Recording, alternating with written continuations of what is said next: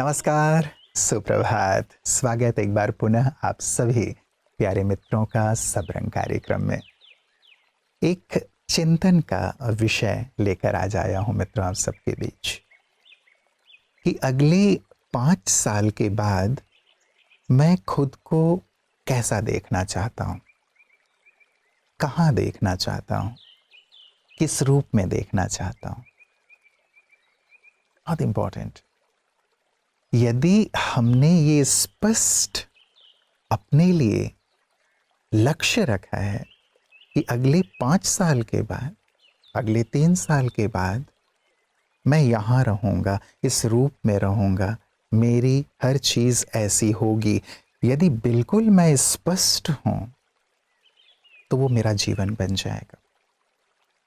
और यदि ये स्पष्टता नहीं है तो रात बीत रही है, दिन बीत रहा है, रात दिन बीतते हुए जीवन वैसा का वैसा रह जाएगा मित्रों। बहुत इम्पोर्टेंट है, आज इस विषय पर चिंतन अवश्य कीजिएगा।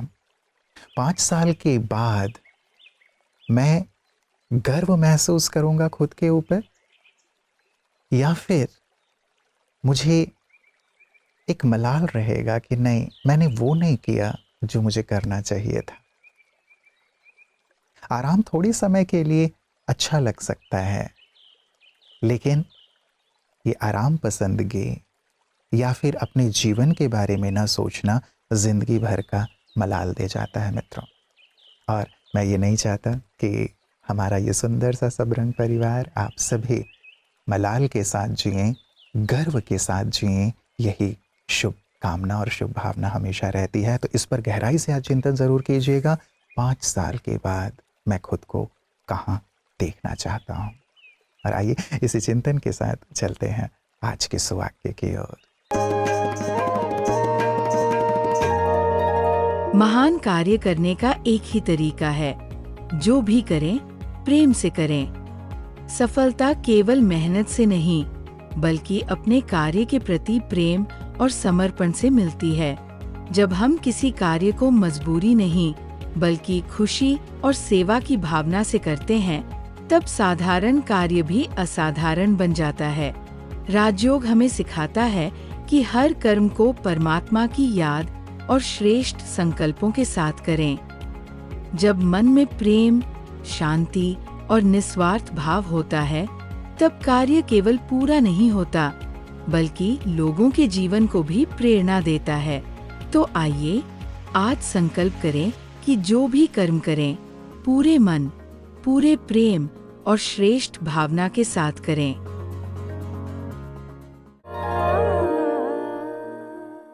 मित्रों, कहते हैं समय और तूफान किसी का इंतजार नहीं करते।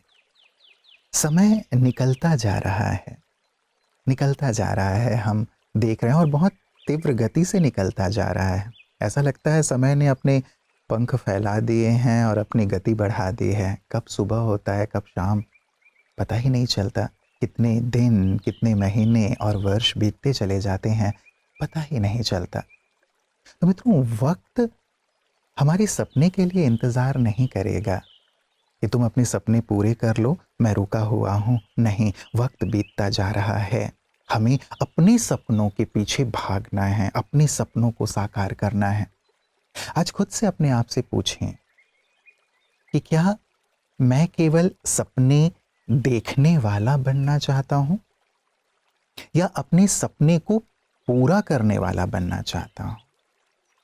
औरों के सपनों को पूरा होते हुए देखकर ताली बजाना चाहता हूं, या मेरे सपने पूरे हों और मेरे सपनों को पूरा होता हुआ देख संसार ताली बजाए, मैं ये चाहता हूं। अपने आप से पूछना है मित्रों, क्योंकि आज का पूछा हुआ ये प्रश्न ना हमें गति देगा, हमें जगाएगा, कुछ करने के लिए प्रेरित करेगा।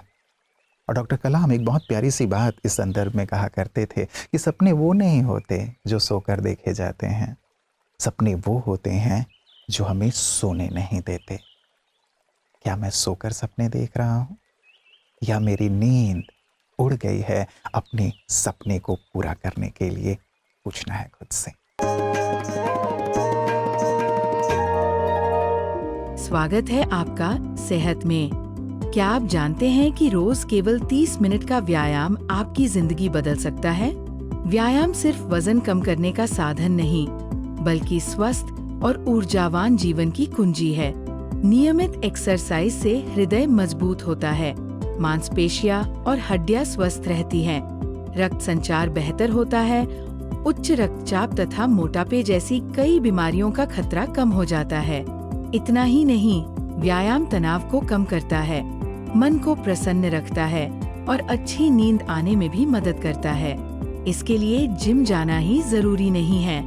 तेज चाल से चलना, साइकिल चलाना या हल्की स्ट्रेचिंग भी आपके स्वास्थ्य के लिए बेहद लाभदायक है। याद रखिए, स्वस्थ शरीर ही स्वस्थ जीवन की नींव है। इसलिए हर दिन अपने लिए कम से कम 30 मिनट निकालें और व्यायाम को अपनी दिनचर्या का हिस्सा बनाइए। फिर मिलेंगे सेहत में एक नई स्वास्थ्य जानकारी के साथ। मित्रों, आज जो हम कर रहे हैं वही तय करेगा कि 5 साल के बाद हम कहाँ खड़े होंगे। इसलिए अपने आप से हमें आज ही पूछना है कि आज मैं क्या कर रहा हूं। कई बार हम सोचते हैं कि कल कर लूंगा ना, कल से शुरुआत करूंगा, कल से शुरुआत करूंगा। और किसी महापुरुष ने कहा है कि सबसे बड़ी जीत है इस बात पर जीत प्राप्त करना कि मैं कल से करूंगा। क्योंकि ज्यादातर अच्छी चीजों के लिए हम कल से शुरुआत करूंगा इस बात पे आकर रुक जाते हैं, और ये कल हम सब जानते हैं कभी नहीं आता। हमारे बुजुर्ग कह गए हैं कि कल कल करते काल आ जाता है, लेकिन हमारा ये कल नहीं आता जो हम शुरुआत करना चाहते हैं। बहुत इंपॉर्टेंट है, जो भी है ना वो आज वर्तमान में है। वर्तमान को ही यदि मैं बेहतरीन बनाता हूं ना, तो मेरा आने वाला कल बेहतरीन होगा। और यदि आज को मैं ये सोच करके बिता देता हूं कि कल करूंगा ना, कल से शुरुआत करूंगा, तो वो कल कभी नहीं आता। तो मित्रों, ये बहुत इंपॉर्टेंट बात है कि हम 5 साल के बाद वहीं खड़े होंगे जो हम आज कर रहे हैं। आज मैं क्या कर रहा हूं, मेरा आज कैसे बीत रहा है, उस पर हमें ध्यान देना है। उसे बेहतर से बेहतरीन बनाते चलना है, ताकि हमारा आने वाला जो समय है वो बेहतरीन हो। I am M.V. Prasad Rao. I am working as a director in Central Board of Secondary Education in Delhi. I visited Brahma Kumari's place in Mount Abu yesterday, and I have seen a very systematic life going on here. I am very much impressed by the activities that are being taken up by the Brahma Kumaris, especially the conference on ethical values and moral values is being conducted by the Brahma Kumaris, and I appreciate the Brahma Kumaris for taking up this initiativeness to provide a platform and bringing various educational leaders here to share their ideas about the ethical and the moral values, the inculcation of the ethical and moral values. And my feeling is that the schools, the parents, the teachers have to come forward, and they can take the help of Brahma Kumaris, those who are the really role models. Teachers also must become role models for themselves, and they must create some kind of motivation and inspiration among the children to follow these values and ideas. If what to do with your PhDs and what to do with your education, unless you know how to behave in the society, how to respect others and to follow these values and all. And I found a lot of literature available on these values and morals in Brahma Kumari's book. And if the children are given exposure to such kind of books also, at least they can try to learn the moral and ethical values. Unless moral and ethical values are inculcated right from now onwards, and there is a big danger to the society, and this needs to be looked into very positively and very urgently. Thank you very much. मित्रों, किसी बुजुर्ग ने कहा है कि जो आज मेहनत से भागता है वो जिंदगी भर पछताता है। और बहुत ही अनुभव युक्त बात है।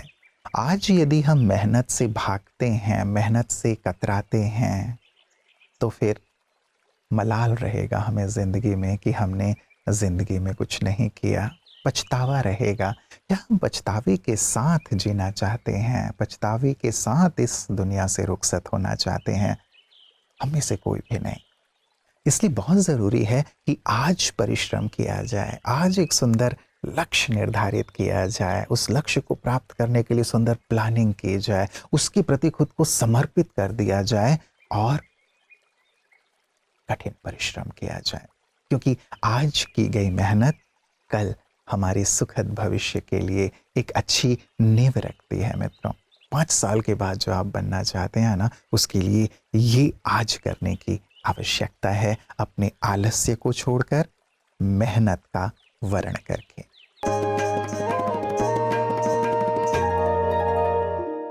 ओम शांति। श्रीमद् भगवद गीता मनुष्य आत्मा को ज्ञान मार्ग पर चलकर परमात्मा को साथी मानकर परमात्मा की याद में जो भी हम करते हैं उसको परमात्मा के इस ज्ञान यज्ञ में अर्पण करके चलने से मनुष्य आत्मा बंधनों से मुक्त हो जाता है और पूर्व कर्मों से भी वो निर्लिप्त या न्यारा हो सकता है।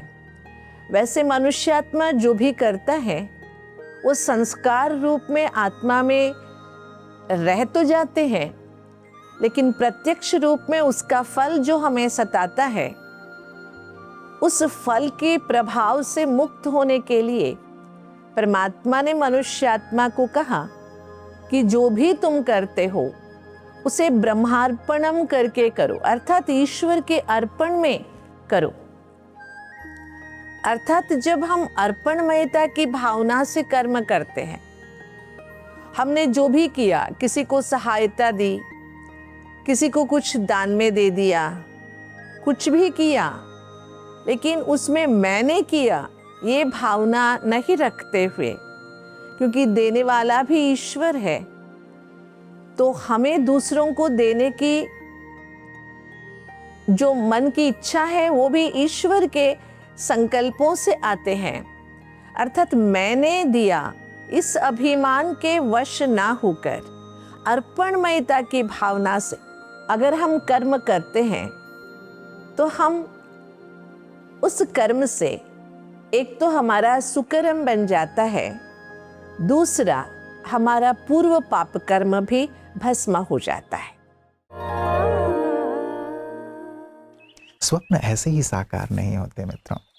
स्वप्न को साकार करने के लिए ना बहुत त्याग करना होता है, तप करना होता है, खुद को झोंकना होता है। और लोग ये नहीं करते और एक ख्वाब ही देखते रहते हैं कि सब कुछ प्राप्त हो जाए, लेकिन हम ऐसे नहीं हैं, राइट? हमें आज ही ये तय करना है कि 5 साल के बाद मैं खुद को कैसा देखूंगा। एक सुंदर सा चित्र आज अपने लिए बना लीजिएगा। कैसा देखना चाहता हूँ, कहाँ देखना चाहता हूँ, किस रूप में देखना चाहता हूँ। जितना स्पष्ट ये चित्र होगा ना, उतनी ही सुंदरता से हम उस ओर बढ़ पाएंगे और प्राप्ति भी सचमुच बेहद खूबसूरत होगी। तो आप अपने इस ध्येय को प्राप्त करें और साथ ही साथ एक सुंदर लक्ष्य की जो ये और आपकी एक यात्रा है उसका भी आप आनंद लें। इन्हीं मंगल कामनाओं के साथ नमस्कार। ओम शांति।